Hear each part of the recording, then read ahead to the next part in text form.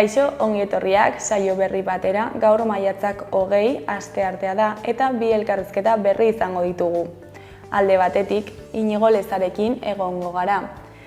Euskal Herria Bizirikeko kidea dena. Euskal Herria Bizirik apirilaren 28an izan zen hitzaraldiaren arrazoiak eta zergatiak aztertu ditu, eta honen inguruan hitz egingo dugu Inigorekin. Eta beste alde batetik, Josu Alfarorekin egongo gara, Haize Berriak plataformatik datorrena. Haize Berriak plataformak manifestu berriak kaleratu du 7 parki eolikoen aurka, eta honen inguruan hitz egingo dugu Josurekin. Baina bi elkarrizketa hauekin hasi baino lehen, goazen gure betiko edukia ikustera.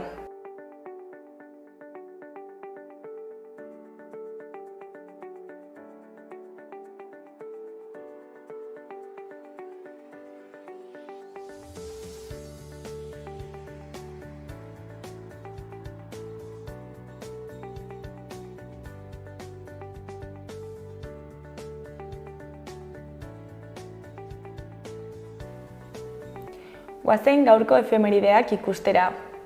Gaurko egun batean, 1960ko maiatzaren 20an, manifestazio erraldoia egin zuten Japonian AEBen tropak uhartean kokatzea ahalbidetuko zuen itunaren aurka. Bezperan, itunaren alde bozkatu zuten legebiltzarrean. Aurka azaldu zen Alderdi Sozialista poliziak indarrez eraman ostean. Urte batzuk geroago, 1974ko maiatzaren 20an, Hondarribiko segadan metrailatuta hil zituzten Roque Mendez eta Jose Luis Mondragon etako kideak. Mendez santurtziarra zen, Mondragon Arrasatekoa. Hendaiatik abiatu ziren txalupan, ustez ekintza bat egitera.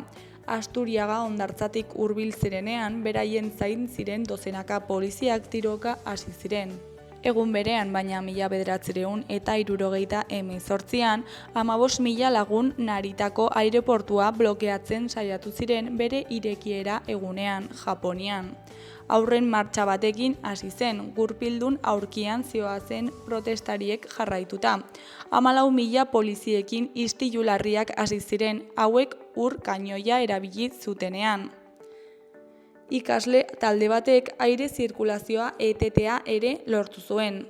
Aireportua nekazarien lurretan baimenik gabe eraiki zuten.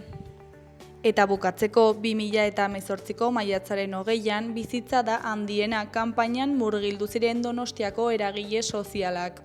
Turismoaren munduko erakundeak hiriak goi bilera egin behar zuela baliatuz, 60tik gora herri mugimendu eta sindikatuk indarrak batu zituzten borroka sozialen astea antolatzeko. Ekimen desobedientez bete zuten astea.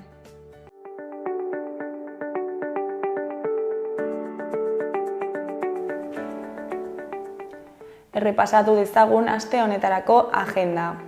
Maiatzaren 22an, ostegunarekin, Sanduzelaiko liburutegi publikoan arratsaldeko 7etan irakurle txokoak argialdiak liburua izango du eztabaidagai. Hilabete bakoitzeko 4. ostegunean biltzen da 7etan, aurretik irakurritako liburu bati buruz eztabaidatzeko. Juantxo Urdiruz idazleak koordinatzen du, eta Miriam Lukiren argialdiak liburuaz eztabaidatuko da. Maiatzaren 22an baita ere Maitasunaren indarra tarotaren bidez izeneko hitzaldia egingo dute Zaldiko Maldikon. Landareekin elkarlanean Zaldiko Maldikok Maitasunaren indarra tarotaren bidez saioa antolatu du Oiana Odriaren eskutik. Arratsaldeko 6:30 hasiko da saioa eta beharrezkoa da aldez aurretik izena ematea. Ostegunarekin bukatzeko kantu eta hitza ekimenaren baitan, Oko Andre Maria plazan Anariren kontzertua eskainiko da. Anari euskal musikaren panoramako ahots pertsonaletakoa da. 1987an bere izena zeraman lehen diskoa argitaratu zuenetik. 20 urte ibilbidean osatu du bere obra eta ibilbide oparoa, eta bakarrik zein musikari andanarekin kolaboratuz oso berea duen soinu bat garatu du. Iluntzeko 8etan Oko Andre Maria plazan sarrera librearekin. Maiatzaren 23an, ostirala goizeko 11etan, bigarren zabalguneko eraikin adierazgarrien inguruko bisita gidatua egongo da Aitziber Imizkozen eskutik. Iruñeko bigarren zabalgunearen eraikuntzan eta garapenean sartuko gara, eta 20. mendeko hasierako zabalkunde hori definitu zuten eraikinak ezagutuko ditugu. Hiriaren hazkundea eta modernizazioa markatu zuten arkitektura lorpenetan barrena ibiliko gara. Topagunea Basko-Navarra eraikinean izango da, gaur egungo Zara arropa dendaren eraikinean, goizeko 11etan. Ostiralean baita ere Arrosadiako liburutegi publikoan, arratsaldeko 6etan, maiatzean, ipuinak ere dantzan izeneko ipuin kontaketa euskaraz Maitane Perezekin.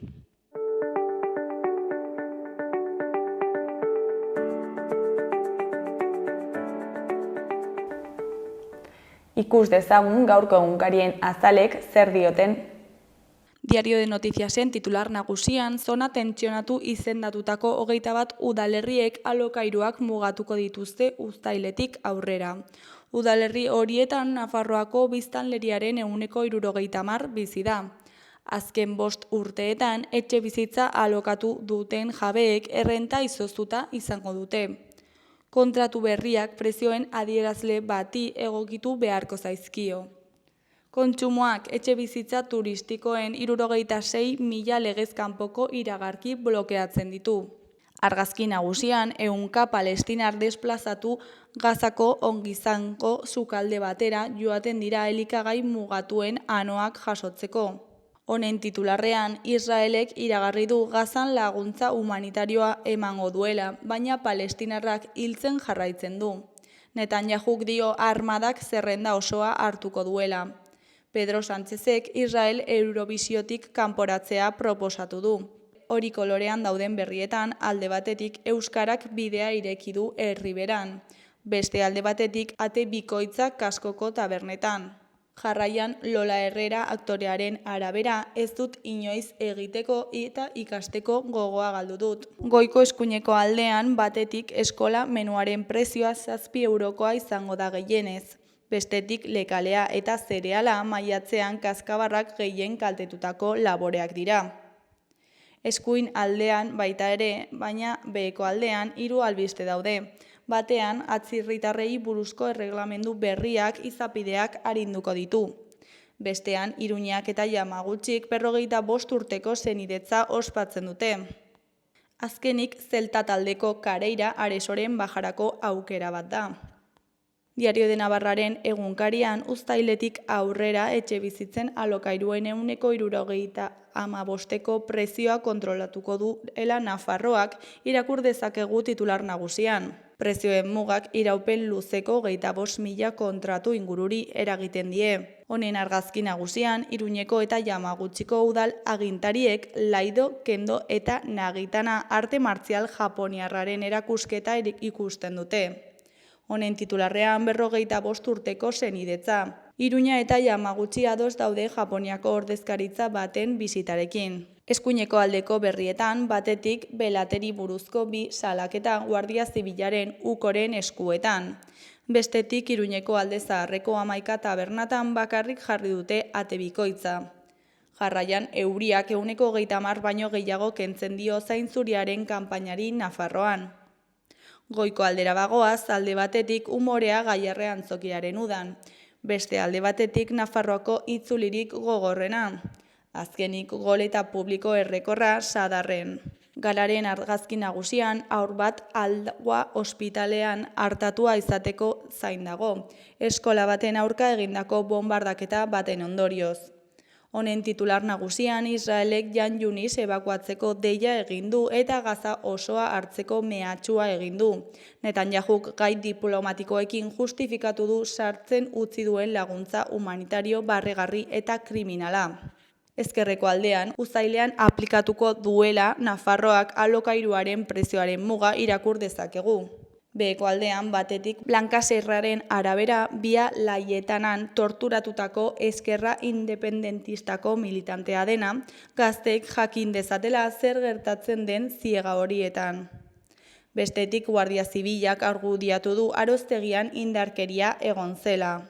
Berriaren titular nagusian hau ikus dezakegu. Seaskak salatu du Frantziako Hezkuntza Ministerioak eskaz utzi dituela baliabidez. Kolegioetan ez dute behar adina irakasle ukan, ezta postu lagungarriak ere zentroetan.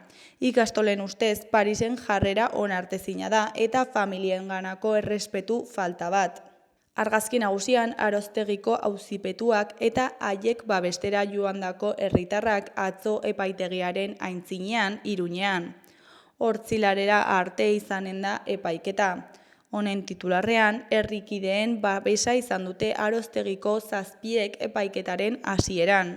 Goiko aldera bagoaz, korrikak akordio bat egin du Bretaniako Radejekin eta Hortzitaniako La Pasemekin. Beheko aldean, batetik Cristina Blanco aidatu elkarteko presidentearen hitzetan, adinezkoetan dolu metaketa handia dago eta faktore inportante bat izan daiteke suizidioan. Bestetik erakunde publiko gutxiren eraikinetan ageri dira Euskaraldiaren ikurrak Bilbon. Jarraian Nafarren ia 70% hartzen dituzten 21 udalerri tentsio handiko eremu izendatu dituzte. Amaitzeko, Donostiako musika 15aldiak 80 emanaldi eskaineko ditu 86. aldian, datorren abuztuan. Euskal Herria Irratiari dagokionez, titular nagusian, Sandra Nadalen Iruindarren etxea kartelak iragarriko ditu aurtengo Sanferminak. Herri bozketan aukeratu da irabazlea, epaimahaiak hartatutako 10 lan filanisten artean. Irabazleak jaiak iragartzeaz gainera 5.000 euroko saria jaso du. Eskuinaldeko berrietan, goikoan, Latxama, Olaia, Intziarte, Tapia eta Leturia, Erdoil, Sofokaus eta Kristal kolpatuak atortzuko azken iragarpenen artean. 24 talde iragarri dituzte gaur eta honezkero 87 taldek osatzen dute kartela. Jaialdiaren azken edizioa aurkezteko eta txandakariak biltzeko aurkezpenak antolatu ditu Atortxurrokek, herriz herri musika akustikoko emanaldiekin lagunduta. Beheko berrian, Gorka Obejeroren hitzetan, zundaketen lana sabotajeen bidez oztopatzen ari omen dira, baina salaketarik ez da egin. Abiadura handiko trenaren kontrako plataformak atzo jakinarazi zuen Espainiako gobernua eta Nafarroako egiten ari den zundaketa kanpainak ez duela etenik.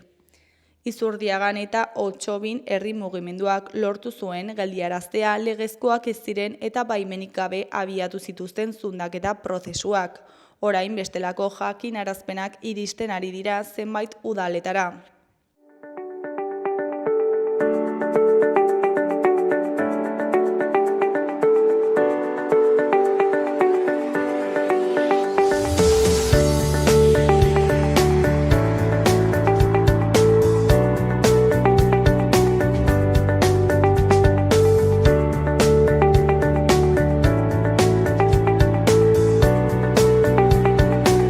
Kaixo, lehen aipatu dugun bezala, orain Inigo Lezarekin gaude, Euskal Herria Bilzirikeko kidea dena. Kaixo, zer moduz? Kaixo, egunon. Bueno, aprilaren 28an hitzaraldia izan zen, ez? Hitzaraldi famatua, eta, bueno, non harrapatu zintuen zuri? Ni nengoen oporretan, Tenerifen, ze ni arabarra naiz eta araban badago justo 28an jai da, eta badago itura juteko oporretan aste hori, ez? Nahiko eguraldi ona tokatzen da, eta, bueno, eta nengoen Tenerifen, eta Tenerifen justo beste sare elektriko gaudenez, ze dago Iberiar Penintsulako sarea, eta gero uhartetakoa eta hori, hori zen ez ergertatu, ez? Osea, zortea izan zenuen. Bai, bueno.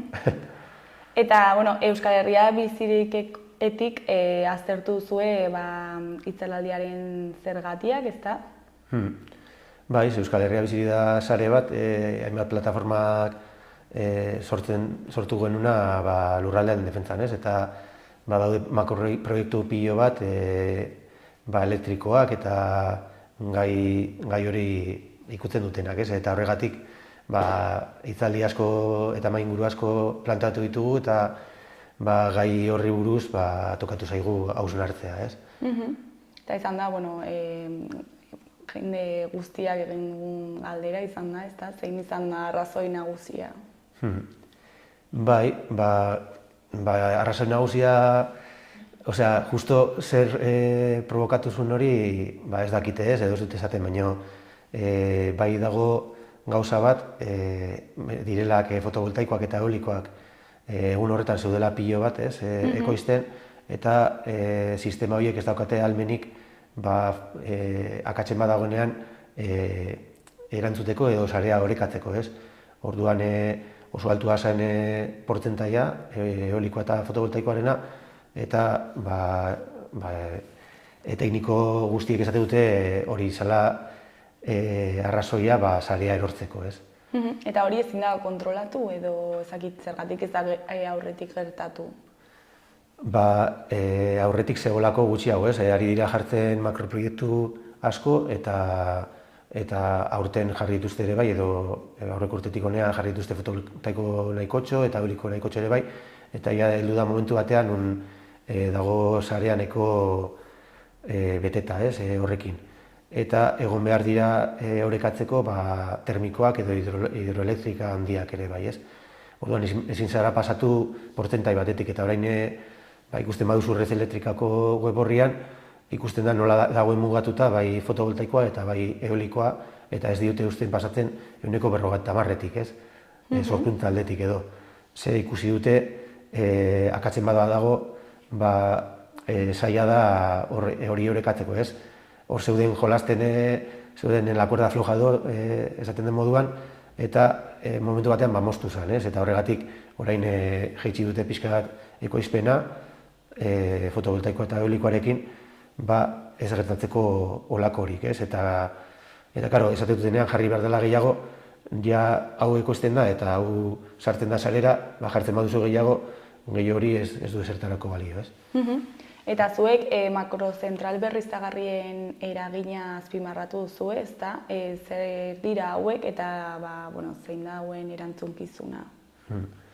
Bai, guk esaten dugu datozela enpresa handi batzuk lurraldea okupatzera eta desjabetzea negozio egiteko, ez? Eta gainera ari da hori aurrera eramaten inongo plangintzari gabe eta azkenean negozio egiteko enpresa batzuk, ez? Eta elektrizitatea edo energia izan beharko litzatekeela gauza bat elikadura bezala edo osasuna bezala, ez? Gauza publikoa edo komunitarioa, ze da behar basiko bat, eta ez du utzi behar olako enpresen eskuetan, ez? Eta makroproiektu horiek ere bai daukate eragin oso larriak, bai mendietan jartzen direnean eolikoak, edo bai nekazal lurretan jartzen direnean fotovoltaikoak, ez? Eta esate dugu jarri daitezkeela bai poligonoetan eta bai olako lekuetan, gero gaina ez dutela behar hainbeste goitentxeko linean jartzea, zuk ekoizten baduzu kontsumitzen den tokian,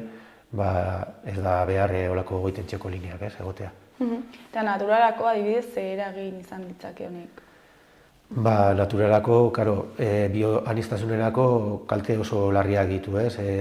Eoliko horiek jartzea mendietan, nun dauden hegaztiak eta hegazti batzuk arriskuan daudenak desagertzeko, izan dezakete eragin bat desagertzen direla, ez? Eta bioaniztasuna kaltetzen dela pilo bat, ez? Eta bioaniztasuna oso garrantzitsua da, eta bada gauza bat oso kaltetuta dagoena momentu honetan, ez? Esaten dute hori aldaketa klimatikoa eta kutsadura eta badaudela sei gauza oso modu txarrean daudenak, eta bada bioaniztasuna, ez? Eta baita ere mendietan jartzen badituzu halako eolikoak, eskatzen dute nahiko olioa, horre lurran sartzen da, eta akuiferoak kutsatzen dituzte, eta okupatzen dute terreno komunala, eta aisialdirako erabiltzen den terreno hori industrializatzen da ere bai, ez? Bihurtzen da industria bezalako bat. Orduan zuzoaz edo zaude leku batean disfrutatzeko edo deskonektatzeko, baina zaude berriro sartuta, ez, industria gune batean, ez? Eta fotovoltaikoa jartzen badituzu nekazal lurretan, azkenean gelditzen zara elikadurari gabe, ez? Gauza basikoa dana bizitzarako. Eta guretzat zer eragina daukate? pertsonengan, bueno, elikaduran noski baietz, baina ezakit gero beste eragin batzuk dituen. Bai, adibidez, ez, demagun dagoela herri bat eta inguratzen dutela plaka fotovoltaikoekin. Orduan, zugia horrez duzu bizi nahi, ez? Zaudeia industria gune batean sartuta, inguratuta, eta gaineran bero asko sortzen dute udan, ze plaka horiek berotzen dira ere bai, paisaian ere da kalte handia, ez? Eta baldin badaukazu etxe bat hor, adibidez, gero ezin zara aldatu beste leku bateaz, etxe hori saltzeko ere oso zaila da, gero erosi behar duzu beste bat, adibide bat jartzearren, ez? Edo eolikoekin berdina, ez? Orduan, gero osasunean ere bai badokate eragina, eolikoek azpekin edo egiteute itzala estroboskopikoa edo, ez? Eta hori ere, garunarentzat ez da oso ona, ez? Eta hainbat gauza, ez? Eta, bueno, hau, itzalaldi hau ezakit zerbait puntuala izan den, edo ereduaren arazo bat da eta horrela, ezakit lehen abisu bezala hartu dezakegun. Bai, orain ikusten dugu red elektrika ari dela, hori esan dudan moduan mugatzen, ez? Bai fotovoltaikoa eta eolikoa. Orduan mugatze horretan ja dago segurtasun gehiago ez gertatzeko berriro itzalaldiarik, ez? Baina lehen bezala jarraitzen badute eta uzten badute fotovoltaiko eta eolikoa hartzea ehuneko oso handi bat, berriro gerta daiteke, ez? Holako itzalaldi bat. Eta oraingo ereduak ze arazo ditu eta nola konpondu daitezke? Guk aspaldi izaten genuna sorkuntza eta kontsumoa egon behar direla tokian tokiko, ez? Tokian tokiko sortu behar dira holako komunitate energetikoak edo, eta teilatuetan edo industria gunetan jarri daitezke plakak eta horrela jendea konturatzen da ze kontsumiten duen, ez? Eta noiz kontsumitu dezakeen merkeago edo adibidez, ez? Demagun daukazula teilatuan plaka batzuk eta ikusten duzu egunean zehar sortzen duzula eta kontsumitzen duzula gutxiago esaten duzu. Igual jarriko dut labadora orain edo bestea, jendea hartzen du ohitura bat kontsumitzeko ekoizten denean, ez? Sare elektrikoa beti egon behar da orekatuta, kontsumo eta sorkuntza izan behar da berdina, bestela desorekatzen bada, sortzen da holako itzalaldi bat, ez? Holako arazoak eta itzalaldi bat egon daiteke. Orduan, hori da modu bat, jendea ikusteko nola funtzionatzen duen eta hobeto funtzionatzeko eredua, ez? Eta trantsizio ekonomikoa interes pribatuen eskuetan ez geratzeko, zer egin dezakegu guk? Horre argi eta garbi, ez? Guk esaten duguna da, sistema kapitalistak ez duela funtzionatzen, ez? Ez du jendearen beharrak betetzen eta ezin ditugula utzi gure behar basikoak holako enpresetan, ez? Eta nazioartu behar da, edo komunala bihurtu behar dira holako gauzak, eta nola edo ala egin behar dugu, ez? Bestela gaude salduta, ez? Legeak aldatuz edo dena dela, baina enpresa guzti horiek izan behar dira, egon behar dira guztien eskuetan, guztion eskuetan. Eta hori izango litzateke zuentzako eredu ideala edo? Bai, ez dugu beste biderik ikusten, ez? Ikusten ari gara zenolako triskantzak ari diren sortzen, ez? Leku guztietan, eta gerrak eta energia kontrolatzeko, eta lurra arraroa kontrolatzeko, eta holakoak kontrolatzeko, orduan argi daukagu izan behar dela gauza komunalak, ez? Edo publikoak behar basiko horiek, ez? Eta ez bakarrik herrialde batean, baizik eta mundu osoan, ez? Orduan,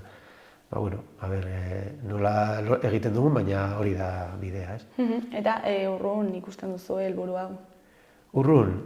Ez dakit urrun, baina ez bada lortzen helburu hau, nola ateratzen dugun aurrera, ez? Etorkizuna beltza jartzen ari da, ez? Edo gero eta txarragoa, ez? Bihurtzen ari da, orduan, ikusten dugu behar hori aldatzeko, ez? Eta itzalaldira bueltatuta, honen ostean, nola izan zen erakundeen erantzunkizuna edo erantzuna? Ba, ikusi dugu... Ez dakit aztertu zuen edo ez, baina... Bai, bueno, pixka bat, bai. Eta ikusi dugu, hor batzuk erabili izan dutela, beraien posturak indartzeko, ez? Adibidez, zentral nuklearren alde zeudenak, esateko, hau konpontzen da zentral nuklearrekin, eta hori ez da egia, ez? Zentral nuklearrak dira nahiko finkoak, ez? Beraien ekoizpenean, orduan ezin dute erantzun aldaketei, ez? Beharre aldaketei. Osea, batzutan kontsumitzen da gehiago, beste batzutan gutxiago, eta nuklearrak dira nahiko finkoak, orduan horrekin ezin da. Gero beste batzuk esate dute berriztagarriekin dena konpondu daitekeela, eta hori ere ez da egia, ez? Baina horre tematzen dira ere bai, ez? Orduan, ez dakit, nik uste leku batzutan bai ikusi dutela arazoa zein izan den, adibidez red elektrikan edo, ez? Edo lakoetan, eta horregatik ari dira hori mugatzen edo, baina momentuz politikarian artean eta hori ez dago argi nola jungo den, ez, gauza edo. Eta red elektrikaren papera nola baloratzen duzue? Red elektrika bada ente pribatu bat, ez, batez ere, uniko gehiago ematen du dela bakarrik publikoa, urban hori izan beharko litzateke ez, publikoa, eta igual Euskal Herrian ere bai izan beharko genuke, ez? Igual ez fijo izan beharko genukela olako ente bat kontrolatzeko hemen ekoizten dena eta hemen hartzen duguna, ez? Hartzen dugun elektrizitatea. Ze orain dagoena Espainiar estatukoa da, ez? Bai, Espainia estatua eta Portugal ere bai, Iberian perintzulan edo bai, daude sartuta. Eta, hau guztia zalatzeko, asteburu honetan, 16tik 18ra kanpaldi bat egin zenuten, ezta? Eta, kontatu iguzu pixkat nola joan zen. Bai, egin genuen kanpaldi bat Araban, leku batean jarri nahi dituzten eolikoak eta fotovoltaikoak ere bai, eta lurraren defentsan egin genuen kanpaldia aldarrikatzeko beste eredu bat posible dela, ez, eta beharrezkoa dugula, eta balio izan digu hori plataformaen artean elkar ezagutzeko gehiago eta saretzeko gehiago eta ondo pasatzeko ere bai, kasualitatez tokatu zitzaigun eguraldi nahiko ona, ez? Eta nahiko positiboa izan zen. Eta jende asko hurbildu zen bertara? Bai, jende nahiko ondo zen, bai.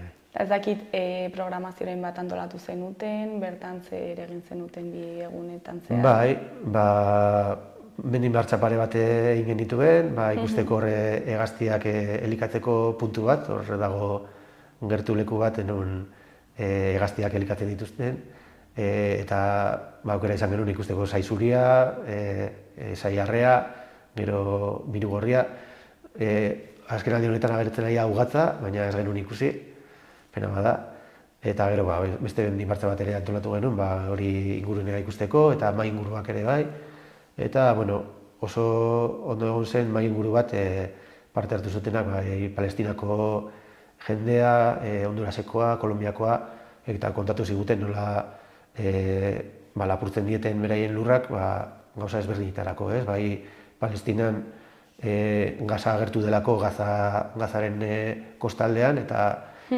ordutik pentsatuta zeukaten Gazatik kanporatzea palestinar guztiak, ez? Eta urriaren 7ko gauza hori aitzaki bezala erabili duten Gazan genozidio bat egiteko eta jendea kanporatzeko, ez? Eta, gogorra izan zen ze kontatzen zuen, ez? Baina polita izan zen ere bai, ze gainera eguna hori izan zen, 15ean, eta hemen Iruñan egin zen manifa nazionala, eta guk ere nahi genuen holako zeu zer egin Palestinan. Keinu bat, ez? Eta, zein da asteburuaren balorazio horrela orokorra? Bai, lan nahikotxo suposatu du, baina positiboa izan da, ez? Bai, gustora geritu gara. Eta gero, plataformatik ezakitzentzuk diren urrengo pausoak hau salatzeko? Momentuz ez dakagu horrela ezer finkatuta, urrengo bileran ikusiko dugu zer egin, ez? Baina orain badago beste gauza oso garrantzitsua dena, ez? Arostegiako epaiketa, eta animatzea horre jende guztia horri indarra jartzea, eta bere lortzen dugun absoluzio osoa, ez? Eskatzen dutena oso larria da, eta astakeri bada, ez? Bai, espero dugu bai. Eta, bueno, ja bukatzeko Inigo, ez dakit zerbait gehiago komentatu nahi duzu, jendeari zerbait esan? Bai, ez dakit, bueno, gero Altsasun ere 31an badago beste konzentrazio bat, ez, HTren kontra, hori astuta neukan, eta besterik gabe, ez, jende animatzea, lurraldeen defentsan borrokatzea, eta beste sistema baten alde, ez, ze ikusten ari gara bestela ez dagoela etorkizun askorik, ez. Bueno, Inigo, zuri eskerrak eman, gurekin hitz egiteko tartetxo bat ateratzeagatik, eta ona hurbiltzeagatik, eta, bueno, hain ondo azaltzeagatik. Bale, eskerrik asko zuri. Bueno, ondo segi, agur, hurrengora arte. Agur.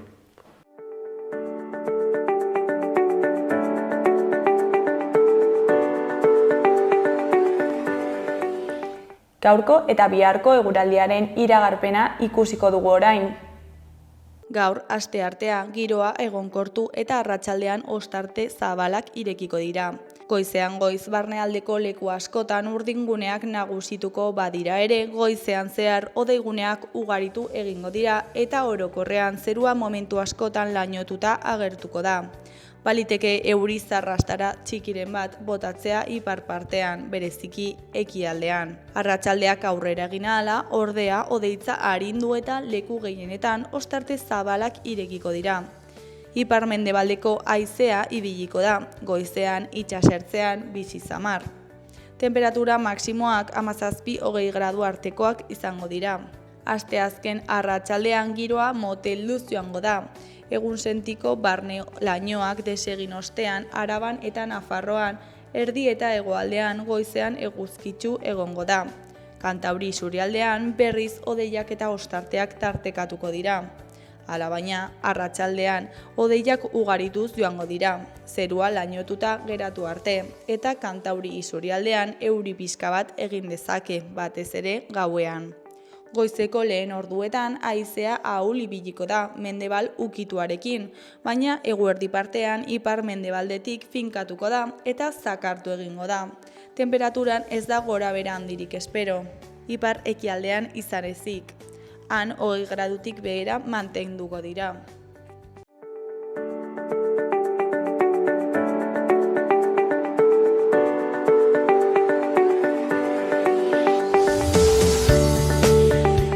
Kaixo, lehen aipatu dugun bezala, orain Josu Alfarorekin gaude, Haize Berriak plataformatik datorrena. Kaixo, zer moduz? Egunon, ongi, eskerrik asko gonbiteagatik. Zuri etortzeagatik.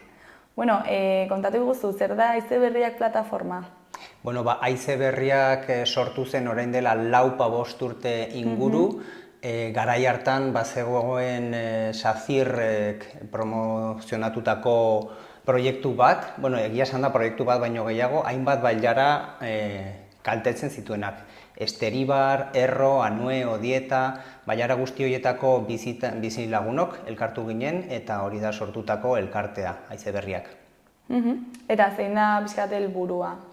Bueno, garai hartan bageneuzkan hainbat proiektu eoliko, makroproiektu eolikoak, SACIRrek bultzatuta, eta oraingoan berriro ere badaukagu beste enpresa batek, Enigma Green Power. Orduan helburua da gizartea, herritarrak biltzea eta proiektu horiei buruzko informazioa eskaintzea, eta baita ere orain arte jaso ditugun proiektu horiei aurre egitea kontra gaude. Ikusten dugulako ez dela eredu jasangarri bat, ez dela benetazko eredu energetiko berriztagarria, eta nolabait gure herrien bizi iraupena edo etorkizuna kaltetzen duela. Eta nolakoa izan da bilakaera 4-5 urte hauetan, ez dakit hasierako proiektu horiek gelditu?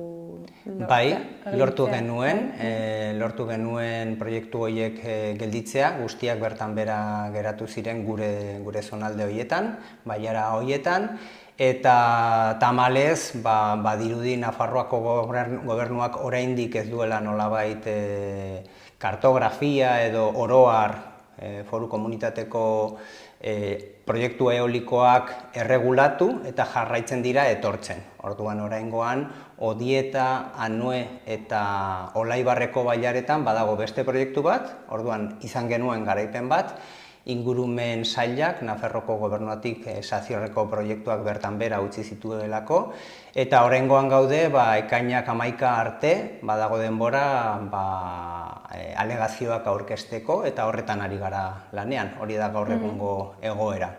Eta gaur egungo erronka hori 7 parke eoliko dira, ezta? Eta zertan datza hauek eta ez dakit zergatik zaudete hauen aurka.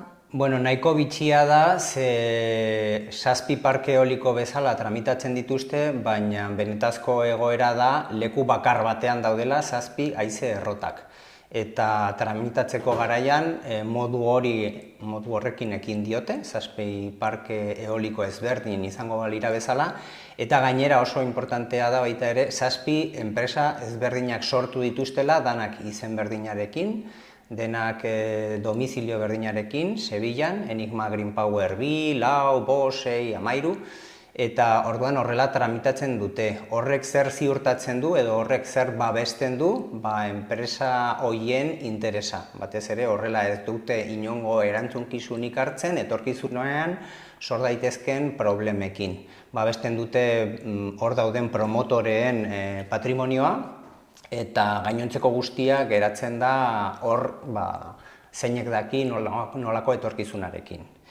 Eta horiek guztiak daude Beraitzeko señorioan, Beraitzeko lurretan, hori dago Olaibarren, Enderitzeko herriaren justo parean, eta beste aldean, mendiaren beste aldean badago baita ere Burutain, Anueko bailaran. Eta orduan kaltetuak izango lirateke Burutain, Esain, Olaibar, Enderiz, baita ere Esteribarreko Sarasibar herria.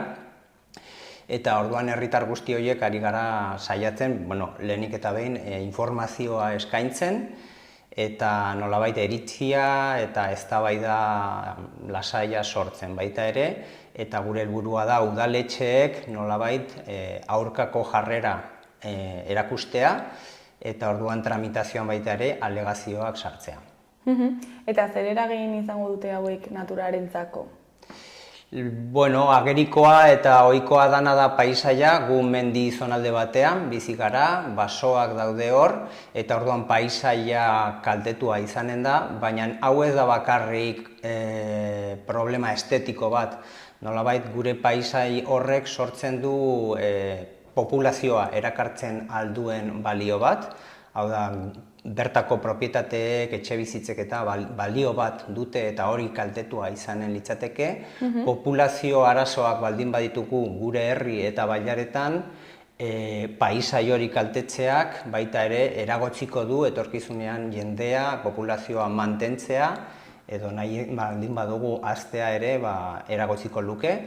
Eta gero paisaiaz gain eta populazio mailako eragin kaltegarri guzti honetaz gain, azken boladan asko hitz egiten da azpiegitura berdei buruz. Erakundeek, gobernuek, udalek baita ere bultzatzen dituzte azpiegitura berdeak. Eta gure bailarak nolabait milaka urtetako azpiegitura berdeak dira, adibidez korridore migratorio bat dago, eta bertatik pasatzen dira milaka eta milaka hegazti eta baita ere saguzarrak, ez bakarrik hemen kabia egiten dituztenak, baita ere ardura dugu hainbat herrietan Europa mailan eta baita ere Afrika mailan, ze bide horiek, benetazko azpiegitura berde horiek bertatik pasatzen dira. Halako proiektu erraldoiak, ze pentsa ezazu haize errotek 200 metrotako altura kasi dutela, justo korridore migratorio hori benetazko azpiegitura berdeak kaltetu egiten duten. Eta osasunean, ze eragin izango ditu? Argi dago herri batzuk geratzen dira 2 kilometro baino gutxiakoko erradioan, erraldoiak diren haize errotengatik, eta orduan horrek zer sortuko du zarata, eta ikustear egongo litzateke horrek ze eragina duen, gainera gauez askoz gehiago entzuten dira, eta orduan gure bizi kalitatean ze eragina izan dezaken ikustear dago, bai? Eredua argi eta garbi gainera, eredu energetikoa eta eredu ekonomikoa da nolabait orain janzkera berriztagarriarekin datorrena, baina betikoa da. Hau da, promotore gutxi batzuk, haien interesak oso babestuak, oso deslokalizatuta, ze gainera orain datozen enpresa hauek ez dituzte haize errotak ez lituzkete jarriko, ez lituzkete eraikiko, nolabait baimen ehiztariak dira, baimen bila dabiltza eta gero hori merkatura sartzen da, gure esku ez dagoen merkatu batera sartzen da, eta orduan nolabait erantzunkizuna, boterea, energia bera, subironatosuna, guzti hori dago gugandik oso aldenduta. Gainera, proiektu honek hartzen dituen lurrak dira propietario bakar batenak, eta behar ekonomikoak eta sozialak baldin badaude gure eremutan eta baditugu, proiektu honek dakarrena da justo gutxien behar duenari gehien ematea. Diru gehiena geratuko litzateke propietario horren eskuetan.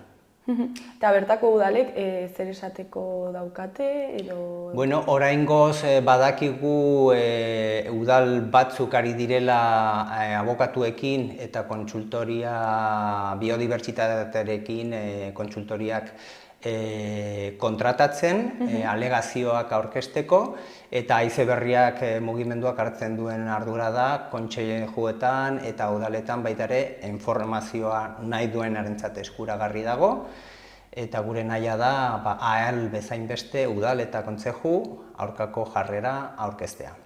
Eta gero ere bertako jendea ere kondenatuko dute, ze gero zakit nola azaldu, baina bertan bizi nahi ez dutenek ezingo dute ere etxea saldu, ze ez da egongo, inork ez du nahi bertan bizi edo... Bai, gerta daitekena, seguruena da propietate bat dutenek etxe bizitza edo urbanizatzen ahal den lurralde bat izan da, balioa galduko dute, saltzeko aukera nik uste dute egongo litzatekela, baina diru gutxiagoarekin, eta gero aipatu dudana, erakargarria da gaur egun gure herria, gure paisaia, gure bailarak, bai noski, baina askoz erakargarriagoak dira dauden moduan, ze ez dira bakarrik proiektu hauetan sartzen diren eragin kaltegarriak, ez dira bakarrik haize errotak, zarata, paisaia, baita ere sartu behar diren edo sortu behar diren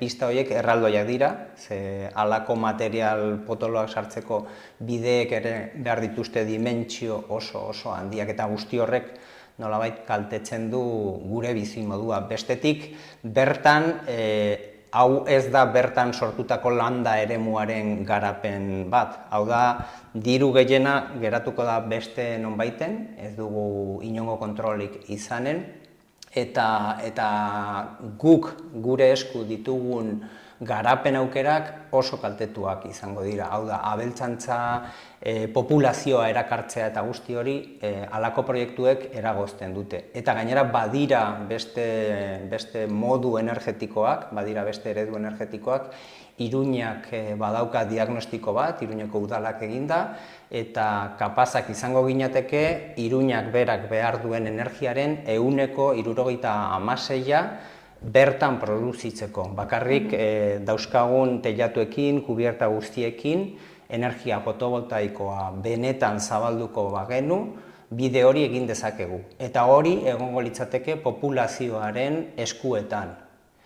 Eta daukagun beste makroproiektu hauek dira, hori janzkera berdea eta berriztagarria hartuta, baina betiko negozio handiak eta nolabait aurpegirik gabekoak eta erantzunkizunik gabekoak.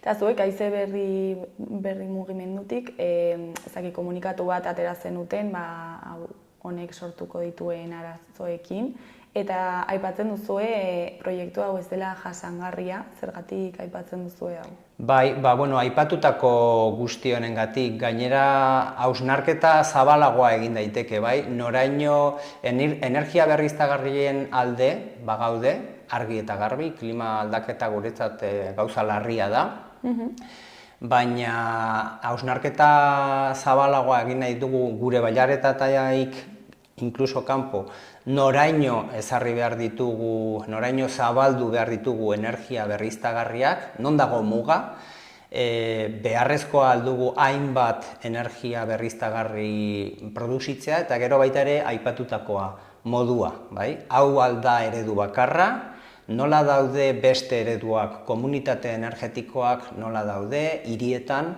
nola daude herrietan, orain hastapenetan gaude, eta makroproiektu eolikoek 30 urte daramatzate, hemen Erreniaga mendilerroan lehenengoak jarri dituztenetik, eta abiadura handian megabateo asko ekoiztu ditugu, eta nolabait eredu horiek agian orekatzeko garaia da. Igual makroproiektuei etenaldi bat eman behar zaie, eta gainontzeko eredu guzti horiei, populazioaren eskuetan egongo liratekenak, igual horiei bultzada bat emateko garaia da. Eta hori litzateke jasangarria, bai ekologikoki, baita alde sozial eta alde ekonomiko batektik.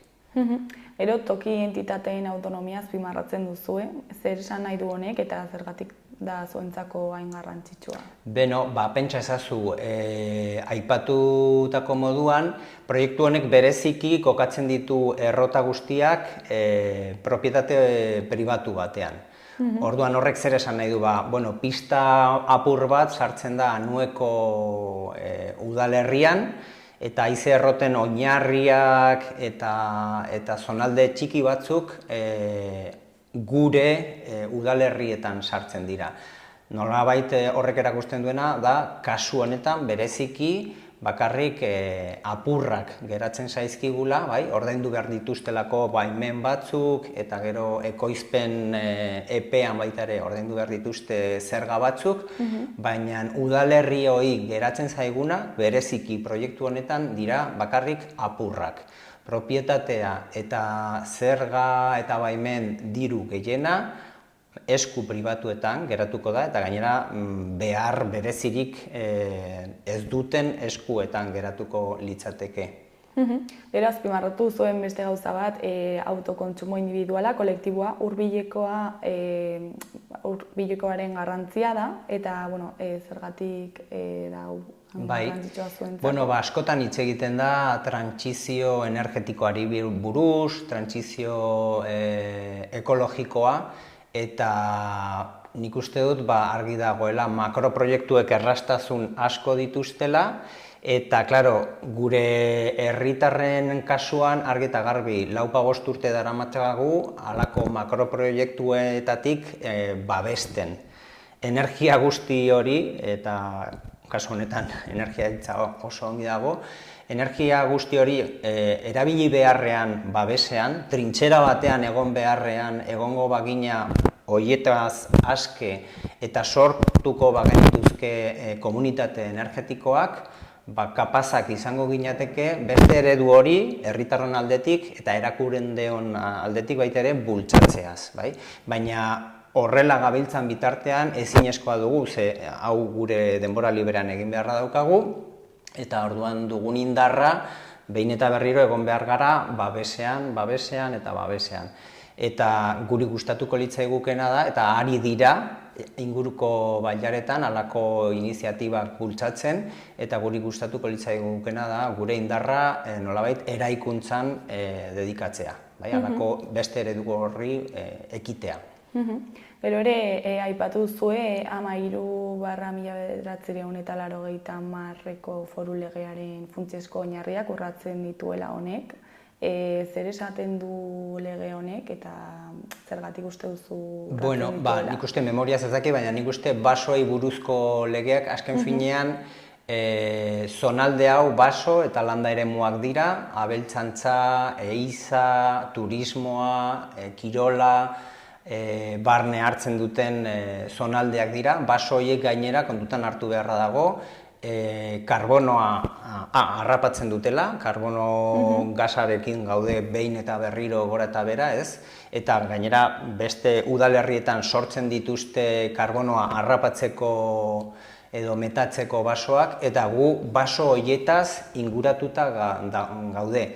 Zerbitzu pila bat eta aukera sozial eta ekonomiko pila bat sortzen dituzte eta eskaintzen dituzte, ura, eta abar babesten dute, lurzorua ere babesten dute, eta lege horrek guzti hori kontutan hartuta erraten du nolabaiteko babesa dutela basoek, eta halako makroproiektuek erasotzen dituzte guztiz aurrez aurre zerbitzu guzti horiek eta beharrezkoak, gainera beharrezkoak ditugun zerbitzu horiek. Azken finean, ingurumenean gero eta argiago dagoena, da halako proiektuekin eta ingurumen problemekin pentsatzen dugu problema dela miru gorriarentzat, sai zuriarentzat, horiek dira bertan bizi diren espezie mehatxatuak, eta egia da, proiektu hauek arazoak ekartzen dituztela, halako populazioentzat, baina nolabait problema hauek bira bat ematen dute eta gero gure gana datoz. Eta hori da kontutan hartu beharrekoa, basoek eskaintzen dizkigute zerbitzu eta nolabait bermatzen dute bizi kalitate bat eta arnasten dugun airea, besteak beste, eta horiek kaltetzen jarraitzen baldin badugu, argi eta garbi dago zeintzu diren eraginak gaur egun. Arazo hau guztiak aztertu eta gero, zeintzuk dira hurrengo pausoak? Ekainak 11an amaitzen da alegazioak aurkezteko epea. Orduan ari gara kontzejuetan, udaletxeetan bultzatzen bilera informatiboak, etxainen egin genuen lehenengoa, aste honetan Burutainen eginen da beste bat, eta gure eskua zabala dago, Anueko Bailararentzat, Olaibar, Odieta, herritarrontzat, informazioa eskaintzeko, hitzaldi, bilera moduan, eztabaida hori modu lasaian kudeatzeko, eta hurrengo pasoa eta hurrengo epea hori da. Ekainak 11 alegazioak aurkeztea, eta baita ere, prentsan, zuei esker, baita agerikoa ustea gure jarrera. Josu, bukatzeko, ez dakit zerbait gehiago komentatu nahi duzu, jendeari zerbait esan. Gonbidatzen zaituztegu zonaldea ezagutzera, eta bertan nahi baldin baduzue bisita bat antolatu, gurekin haize berriakekin kontaktuan jarri, eta ea zonalde hori ezagutzeko aukera duzuen. Eta gero baita ere, hori jendeari gustatuko litzaidak eskatzea, informazioa jasotzea, ez da gai sinplea, energia berriztagarriak ditugu, gu ez gaude horren kontra, eta orduan informatzea, eta posible baldin badute, ez dakit, egunkarietara idaztea edo gure gana etortzea. Eskerrik asko. Josu, zuri eskerrak eman, gureira etortzeagatik, eta gaia inondo azaltzeagatik, eta ea zer moduz bukatzen duen azkenean. Erranen dizuegu, esker mila, eta beste batera arte. Agur, ondo segi.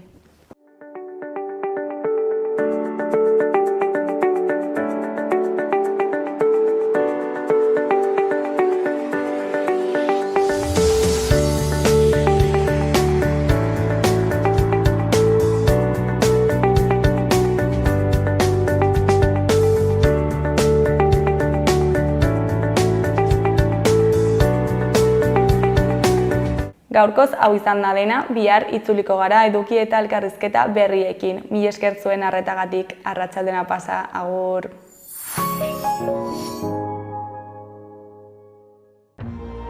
Gobierno de Navarra. Nafarroako gobernua.